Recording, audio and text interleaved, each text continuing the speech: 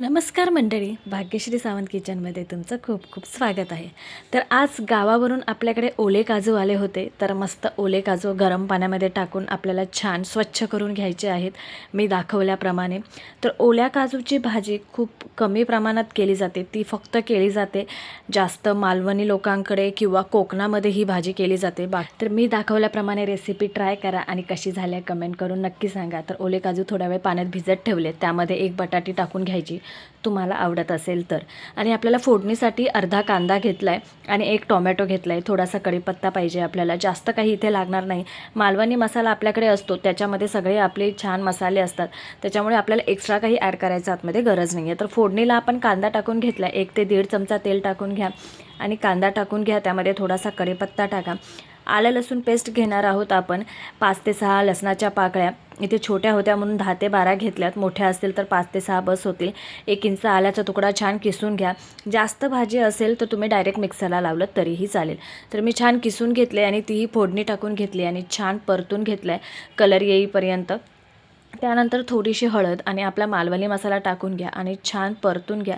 आणि आतमध्ये आता आपल्याला ओले काजू जे आहे ते शिजवायला टाकायचे. तर ओले काजू आणि बटाटे आतमध्ये टाकून मीठ टाका आणि छान परतून घ्या. मस्त एक वाफ काढा. आपल्याला थोडंसं पाणी ॲड करायचं आहे आतमध्ये. पाणी ॲड करून त्या पाण्यामध्ये अर्धे कच्चे शिजेपर्यंत आपल्याला अर्धं कच्चं शिजवून घ्यायचं आहे आणि पाण्याची एक 10 मिनटं वाफ काढून घ्या. त्यानंतर आपण इकडे वाटण तयार करणार आहोत. वाटण तेच मालवणी खोबऱ्याचं जे वाटण मी रेसिपी अपलोड केली आहे माझ्या यूट्यूब चॅनलवर, जाऊन तुम्ही बघू शकता.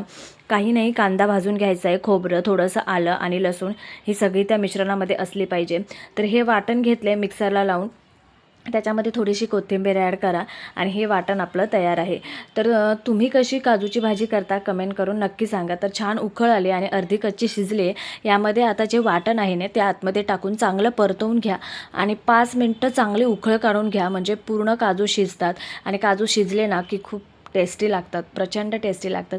चपातीसोबत, भाकरीसोबत तर याची चव अप्रतिम लागते. आज राईससोबत कढी केली होती, त्यामुळे कढी भात आणि काजूची भाजी हे तर कॉम्बिनेशन अप्रतिम आहे. तर एकदा नक्की ट्राय करून बघा. छान उकळ आली आहे आणि शिजले आहे आपले काजू आणि बटाटी पण शिजली आहे. ते शिजल्यानंतर आहे ना थोडंसं, जेव्हा आपण गॅस ऑफ करणार म्हणजे शिजले आपल्याला माहीत आहे, तेव्हा थोडासा गरम मसाला वरून टाका, म्हणजे गरम मसाल्याची छान टेस्ट येते. आणि झाले, आपली ही रेसिपी तयार आहे. कोथिंबीर टाका आणि सर्व करा. तसे सहसा ओले काजू मिळत नाही, पण आता सीझन आहे तर तुम्हाला इझिली मिळून जातील. तर कसे झाले आहे कमेंट करून नक्की सांगा. सबस्क्राईब करायला विसरू नका. बेल आयकॉनवर क्लिक करा. थँक्यू.